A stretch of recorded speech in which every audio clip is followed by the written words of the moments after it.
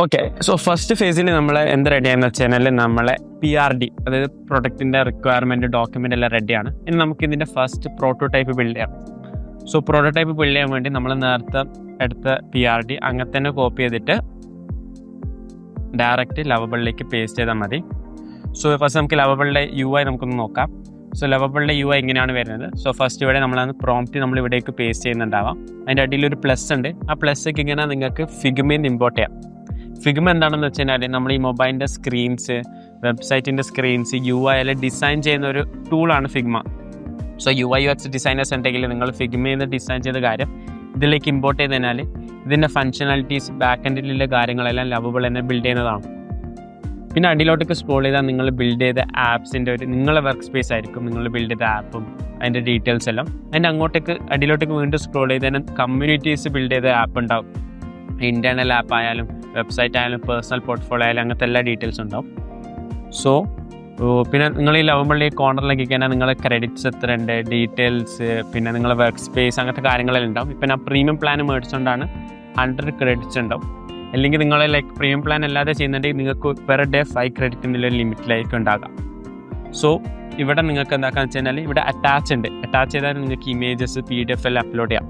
So ഇപ്പോൾ നിങ്ങളുടെ വെബ്സൈറ്റിൽ നിങ്ങൾ ഉണ്ടാക്കുന്ന വെബ്സൈറ്റിൽ നിങ്ങൾ PDF ഉണ്ടെങ്കിൽ നിങ്ങൾക്ക് ആ PDF എന്താക്കാം, അല്ലെങ്കിൽ ലോഗോസ് ഉണ്ടെങ്കിൽ ആ ലോഗോസ് ഇവിടെ അപ്ലോഡ് ചെയ്ത് കഴിഞ്ഞാൽ ആ ലോഗോ വെച്ചിട്ടേക്കും ലവബിൾ എന്ത് ബിൽഡ് ചെയ്യുക, ടൂള് ബിൽഡ് ചെയ്യുക. പിന്നെ നിങ്ങൾക്ക് ഇവിടെ പബ്ലിക് ആണ്, നിങ്ങളെ പ്രൊജക്റ്റ് പബ്ലിക് ആക്കണോ പ്രൈവറ്റ് ആക്കണോ നിങ്ങൾക്ക് ഡിസൈഡ് ചെയ്യാം. പിന്നെ സൂപ്പർ ബേസ് എന്താ നമ്മൾ ഡീറ്റെയിൽഡ് ആയിട്ട് ഡിസ്കസ് ചെയ്യും. പിന്നെ ഇവിടെ പോയിക്കാൻ നിങ്ങൾക്കാണ് ഒരു വിസ്പർ അല്ലെങ്കിൽ സൗണ്ട് മോഡ്. ഇവിടെ ഒക്കെയാണ് നമുക്ക് എന്താക്കാന്ന് വെച്ച് കഴിഞ്ഞാൽ ജസ്റ്റ് ടോക്ക് ചെയ്യാം. നമ്മൾ പറയാം ഇങ്ങനത്തെ വെബ്സൈറ്റ് വേണമെന്ന് നമ്മൾ ഇംഗ്ലീഷിൽ നമുക്ക് ജസ്റ്റ് വോയിസ് കൊണ്ട് കമാൻഡ് കൊടുക്കാമെന്നാണ് ആ ഒരു ഓപ്ഷൻ.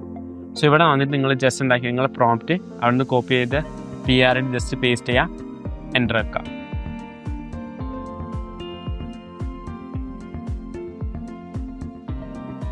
എൻ്റർ ആക്കി കഴിഞ്ഞാൽ നമ്മൾ ഈ ഒരു പേജിലേക്ക് റീഡയറക്റ്റ് ചെയ്ത് കഴിഞ്ഞാൽ ഇവിടെ നിങ്ങൾക്ക് കാണാം ഒരു സൈഡ് ബാർ ഉണ്ട്, പിന്നെ ഒരു പ്രൈമറി ടാബുണ്ട്.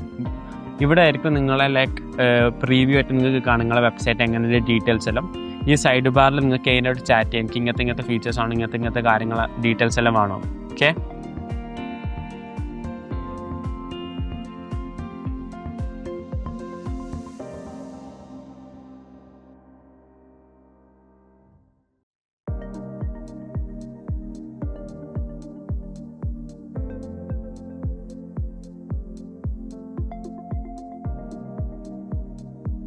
സോ നമുക്ക് ഇവിടെ പോയി കഴിഞ്ഞാൽ നിങ്ങൾക്ക് ഇവിടെ കാണാം ചാറ്റിൻ്റെ അടിയിൽ ഒരു പ്ലസ് ഉണ്ട്. ഇവിടെ നിങ്ങൾക്ക് ഡോക്യുമെൻ്റ് അങ്ങനത്തെ കാര്യങ്ങളെല്ലാം അറ്റാച്ച് ചെയ്യാം. പിന്നെ ഒരു എഡിറ്റ് ഉണ്ട്, നമ്മൾ കുറച്ച് ഡീറ്റെയിൽ ഡിസ്കസ് ചെയ്യാൻ ബട്ടൺ എന്താണ്. പിന്നെ നിങ്ങൾക്ക് ഇത് 2 മോഡായിട്ടുണ്ട്, ചാറ്റ് മോഡും ഉണ്ട്, ഏജൻറ്റ് മോഡും ഉണ്ട്. ഏജൻറ്റ് മോഡ് എന്താണെന്ന് വെച്ച് കഴിഞ്ഞാൽ ഇത് ഓഫ് ആക്കിയാൽ അത് ഏജൻറ്റ് മോഡായി. ഏജൻറ്റ് മോഡ് എന്ന് വെച്ചാൽ നിങ്ങളിപ്പോൾ എന്ത് ഈ കാര്യം പറയുമ്പോൾ അവിടെ ചേഞ്ചസ് വരും. നിങ്ങളിപ്പോൾ ജസ്റ്റ് ചോദിക്കുന്നതാണെങ്കിൽ പോലും ചിലപ്പോൾ ചേഞ്ചസ് വരാനുള്ള ചാൻസ് ഉണ്ട്. പക്ഷേ ചാറ്റ് മോഡ് ആണെങ്കിൽ അവിടെ ഒരു എഡിറ്റ്സ് വരത്തില്ല, നിങ്ങൾക്ക് ജസ്റ്റ് ഇൻട്രാക്ട് ചെയ്യാം. നിങ്ങൾക്ക് ചോദിക്കാം ഈ ഒരു ബട്ടൺ എന്താ, ഈ ഒരു ഫംഗ്ഷൻ എന്താ, ഈ ഒരു എറർ എന്താ ചോദിക്കാം. പക്ഷേ ചാറ്റ് മോഡ് നിങ്ങൾ ഓഫാക്കിയെങ്കിൽ നിങ്ങൾ ചോദിക്കുന്ന ചോദ്യത്തിന് ചിലപ്പോൾ അവിടെ ചേഞ്ചസ് AI വരുത്തും. അതാണ് ചാറ്റ് അല്ലെങ്കിൽ ഏജൻറ്റ് മോഡ്. നിങ്ങൾക്ക് ഇവിടെ മേലെ പോയിക്കാനാൽ നിങ്ങൾക്ക് ഇവിടെ കാണാൻ ഹിസ്റ്ററി പോയിക്കാനാൽ നിങ്ങൾ റീസെൻ്റ്ലി ചേഞ്ച് ചെയ്ത ഫീച്ചേഴ്സ്. ഇപ്പം നിങ്ങൾ പറഞ്ഞാൽ നിങ്ങൾ ഈ ഒരു ഫീച്ചർ ആഡ് ചെയ്യണം, ഇപ്പോൾ AI ആഡ് ചെയ്ത് നിങ്ങൾ നോക്കുന്ന ഈ ഒരു ഫീച്ചർ ചിലപ്പോൾ മോശമാണെങ്കിൽ വർക്ക് ചെയ്യുന്നില്ല. അപ്പോൾ നിങ്ങൾക്ക് ഇത് റിമൂവ് ചെയ്യണമെങ്കിൽ റീസ്റ്റോർ ചെയ്യണമെങ്കിൽ അതിന് യൂസ് ചെയ്യുന്നതാണ് ഹിസ്റ്ററി ടാബ്. ഓക്കെ, സോ ഞാൻ പ്രോംപ്റ്റ് എടുത്തിട്ടുണ്ട്, ഇപ്പോൾ വരും. ഓക്കെ, അവിടെ നിങ്ങൾക്ക് കാണാം സ്പിന്നിങ് അപ്പാണ് വരുന്നത്, ലോഡിംഗ് ആണ്.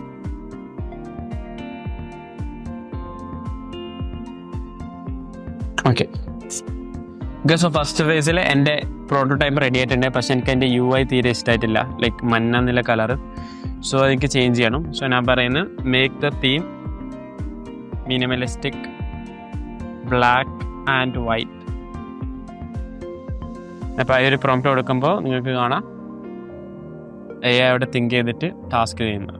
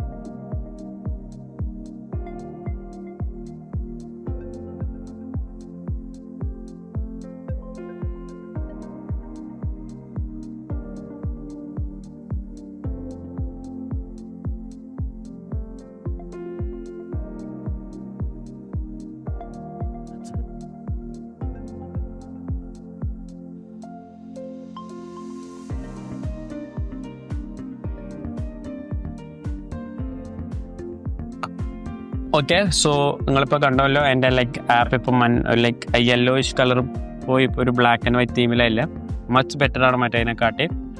സോ ഇതിലിപ്പോൾ ഫങ്ഷനാലിറ്റീസ് ഒന്നും റെഡി അല്ല. ലൈക്ക് ഞാൻ പറഞ്ഞല്ലോ നമുക്ക് പ്രോട്ടോടൈപ്പാണ് കിട്ടിയത്. സോ ഇപ്പോൾ ജസ്റ്റ് ഞാൻ ഡീറ്റെയിൽസ് ആഡ് ചെയ്തതിനാൽ ഇവിടെ ആഡ് ചെയ്യുന്നുണ്ട്. ബട്ട് ഈ ഡാറ്റാസ് എല്ലാം ഡമ്മിയാണ്. ഞാൻ റീഫ്രഷ് ചെയ്ത ഡാറ്റാസ് പോകും. സോ ഇപ്പം ഞാൻ ആ വെബ്സൈറ്റ് ഓപ്പൺ ആക്കി ഞാൻ ട്രാൻസാക്ഷനിൽ പോയി ഞാനിപ്പോൾ ഇൻകം ആഡ് ചെയ്യുന്നുണ്ട്. സാലറി ജസ്റ്റ് റാൻഡമായിട്ട് എന്തെങ്കിലും ആഡ് ഇൻകം. ഓക്കെ, ഇവിടെ ഇൻകം ആഡ് ചെയ്തിട്ടുണ്ട്. പക്ഷേ ഞാൻ റീഫ്രഷ് ചെയ്ത് കഴിഞ്ഞാൽ നിങ്ങൾക്കാണ് ഒരു നമ്പർ പോയിട്ടുണ്ട്. ഇതിൻ്റെ കാരണം എന്താണെന്ന് വെച്ച് കഴിഞ്ഞാൽ ഇപ്പോൾ AI ബിൽഡ് ചെയ്ത് ഫ്രണ്ട് എൻഡ് മാത്രമാണ്, നമുക്ക് പ്രോട്ടോടൈപ്പ് മാത്രമാണ്. എങ്ങനെ വെബ്സൈറ്റ് കാണാനുണ്ടാവും, ഇതിൻ്റെ ഫങ്ഷനാലിറ്റീസോ ഇതിൻ്റെ വർക്കിംഗ് ഒന്നും AI ബിൽഡ് ചെയ്തിട്ടില്ല. സോ അതിനുവേണ്ടി നമ്മൾ യൂസ് ചെയ്യുന്നൊരു ടൂളാണ് സൂപ്പർബേസ്.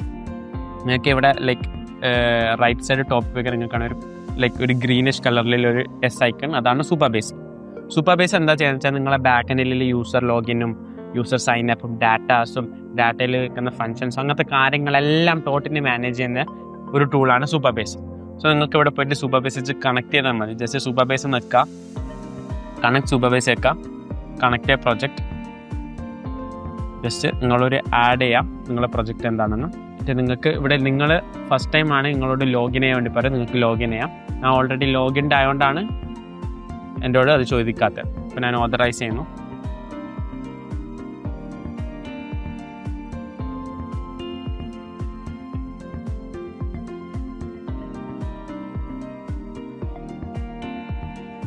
ഓക്കെ,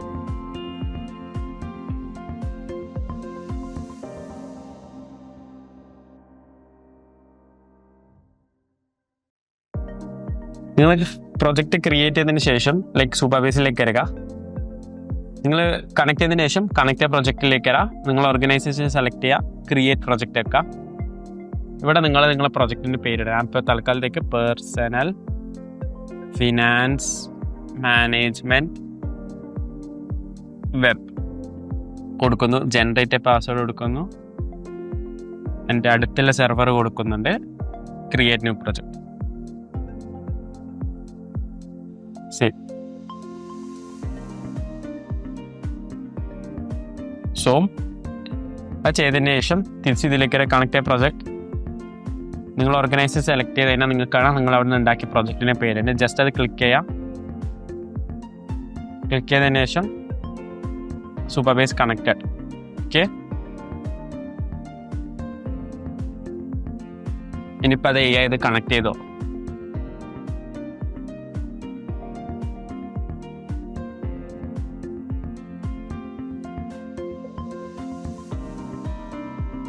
സോ ഈ ഒരു പാർട്ടിലാകെ ഇത്രയിലും. ബാക്കി നമുക്ക് എങ്ങനെയാണ് ബാക്കിയുള്ള യൂസർ സൈനിനും ലോഗിനും കാര്യങ്ങളെല്ലാം എങ്ങനെ ആഡ് ചെയ്യാന്നുള്ളത് നെക്സ്റ്റ് പാർട്ടിലേക്കും. So thanks.